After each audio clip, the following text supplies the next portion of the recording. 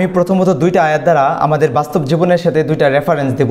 পবিত্র কালামুল্লাহ শরীফের সূরা বাকারার 6 এবং 7 নং আয়াত, ইন্নাল্লাযীনা কাফারু সাওয়াউন আলাইহিম আনজারতাহুম আম লাম তুনজিরহুম লা ইউমিনুন। যারা কাফের হয়ে গেছে তাদের জন্য উভয়টাই সমান, আপনি যদি তাদেরকে ভয় দেখান অথবা ভয় না দেখান তারা কোনোভাবেই ঈমান আনবে না।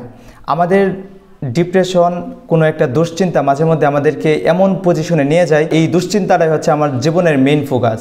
আল্লাহ পাক রব্বুল আলামিন পরবর্তী আয়াতে বলেন, খতামাল্লাহু আলা কুলুবিহিম ওয়া আলা সামঈহিম ওয়া আলা আবসারিহিম গিশাওয়া ওয়া লাহুম আযাবুন আযীম। আল্লাহ পাক রব্বুল আলামিন তাদের অন্তরের মধ্যে এবং তাদের কর্ণের মধ্যে মোহর ঢেলে দিয়েছেন এবং তাদের চোখের সামনে পর্দা এঁটে দিয়েছেন, ফলে তারা ভালো মন্দ যাচাই করতে পারে না। আর এমন ব্যক্তিদের জন্য রয়েছে কঠিন গুরুতর আযাবের ব্যবস্থা। আমাদের লাইফেও মাঝে মধ্যে এমন হয়ে যায় যে আমাদের যে দুশ্চিন্তা আমাদেরকে ঘিরে বসেছে, শয়তান সেটাকে আমাদের মস্তিষ্কের মধ্যে এভাবে মোহরের মতো ঢেলে দেয় যে এটা ছাড়া আমরা আর কোনো কিছুই বুঝি না। আল্লাহ পাক রব্বুল আলামিন যেমন ওই সকল মানুষদের জন্য বলেছে তাদের জন্য রয়েছে গুরুতর শাস্তির ব্যবস্থা। আমি মনে করি এমন অহেতুক ডিপ্রেশন চিন্তা ভাবনা নিয়ে যেই পুরুষ মহিলাকে নিয়ে, যেই মহিলা পুরুষকে নিয়ে চিন্তা করব, পাক রব্বুল আলামিন আমাদের জন্য একটা সময়ের পর খুব খারাপ সিচুয়েশন আমাদের জীবনে তৈরি হবে শুধু এই অহেতুক চিন্তা ভাবনার জন্য।